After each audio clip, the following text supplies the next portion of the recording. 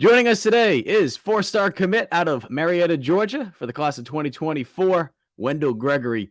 Wendell, you had an opportunity to go to the spring game this past week, and we're taping this just a couple days after. What was that like, having gone back, and the fans are all there knowing that you're a Gamecock now? I mean, Beamer, actually, he texted me after the game. He asked me the same exact question. And I said, I've never seen anything like it before. I mean, the crowd was insane. As soon as I walked on the field, me and a couple of other guys, Dante, Mazio, Cam, Josiah, as soon as I walk on the field, I see thousands of kids asking for my autograph, footballs, T-shirts, jerseys, posters, hats. And it's like, I'm taking pictures with everybody. It's insane. It's a real family base over there. Everybody loves everybody. It's crazy. How crazy is it knowing, too, that we're here in April? We're not in the fall. There's obviously a lot of hype around this program. You've talked to Shane Beamer. You talked to the coaches and the players that have been trying to recruit you to get you to commit to South Carolina. And you get there and you hear so much about the energy and atmosphere, but you get to actually see it. And you see it in the middle of April, that whole lower bowl on the home side filled. How special a feeling is that as a commit? You really know, you can really tell that everybody is all in. Even the fans, the teammates, the players, the coaches, everyone is all in on this program. So as many kids as we get to come in the class 2024, as many kids we can get to come in is going to get even more better. Coach Beamer is going to do something special, I promise you. Committing when you did, was that more so, hey, I just want to get it out of the way, I don't want to be thinking about heading into my senior year? Kind of explain the process of committing as early as you did. It was, well, actually, I committed a month before in December, but I wanted to wait. It was the practice before they played Notre Dame, and I wanted to commit on my birthday, which was January 27th. So I was like, I tell the coach I'd make an announcement on my birthday, January 27th. And, South Carolina was my first offer ever. So I've been talking to them since a while ago. So, they've been keeping in touch like always, talking to them every week, talking to Coach White, Coach Beamer, staying in contact, and that's what really led me to commit to the University of South Carolina. What is it about that, though? And I know you can't speak for all your teammates or your future teammates or other prospects out there, but it seems like this coaching staff, and Beamer arrived here in December of 2020. It seems like this coaching staff did an outstanding job of evaluating talent quickly. And a lot of the guys that are committing, especially the talented ones, South Carolina was either the first school to offer them or one of the first schools to reach out to them. Can you just speak to what that meant to you, that you had a school that interested in you that quickly? Because I'm sure there's more schools, and even probably more schools now, even though you're verbally committed to South Carolina, they're trying to get in on you right now. Right. I mean, it just shows that our coaches at South Carolina see real talent. There's a bunch of good guys in the state that have talent, but I feel like the coaches here can really see talent from just all people that talk the talk, that don't walk the walk. So I feel like they just see the players that are really developed and ready to come out and play ball. You mentioned some of those players that you had a chance to be able to see during the spring game. It seems like this class of 2024, and I know it's nowhere close to being done yet, but it seems like the guys who have already went public with their commitments, it seems like you guys are really close. Yep. What does that say about what that class could be and the importance of what the class of 2024 could mean for the future of South Carolina? Everyone's going to trust everybody. I mean, it's a bond. I've been talking to these guys for months. We have a group chat, talk all the time, talk about this, talk about that, go to any practice we want, go to any games we want. It's like we've been talking for the longest. So it's like, all these commits that we're getting to come in, talking to everybody. Like the game we just went to, got a couple guys, soon. You'll see soon. But talking to a couple guys that want to commit, talking to us, giving them the in and outs, how this program will be developed when we get here. And, everything's going to be good for sure. What do you think's helping you guys just click? Is it just the same vision that you guys have? I mean, what is it? Same vision for sure. We just want to win a championship.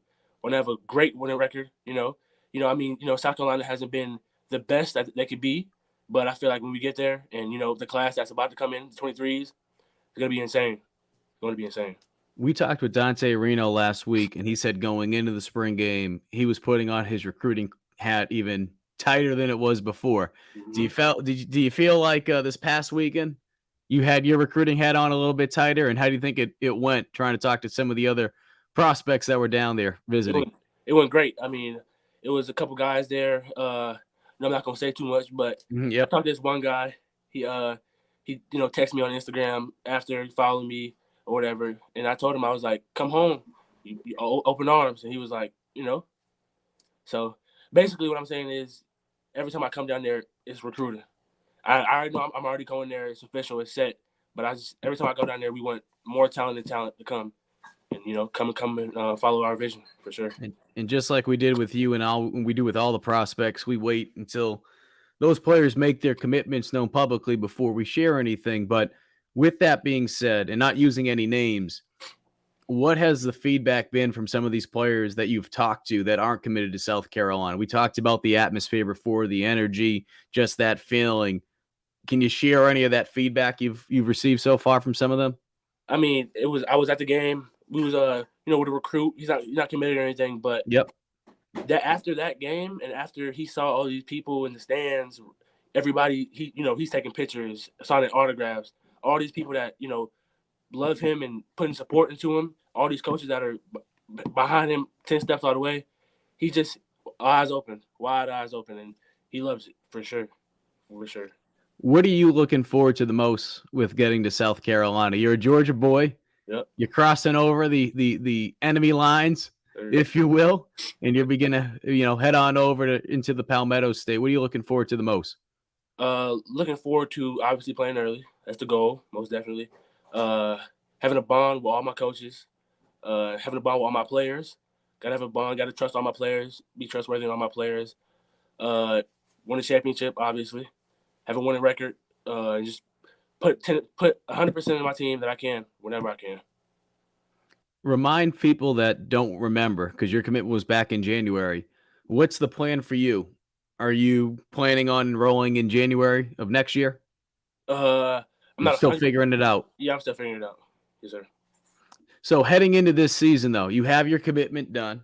I know it can't be official until December, though. Right. Do you feel like a sense of relief heading into the senior season? Like, what's just the kind of share where you are mentally right now in comparison to last year, where last year was probably a little stressful because Right. it was exciting. I'm sure schools reaching out, but Yeah. now you can probably just be yourself. Yeah. It's most definitely smooth. I mean, obviously, football is over for spring. All these coaches are gonna be coming in trying to talk to me, but I told my coaches I don't want anything. I just want to talk to my coaches from South Carolina when they get down here. I don't want to talk to any other coaches. It's locked and recruitment is over for sure.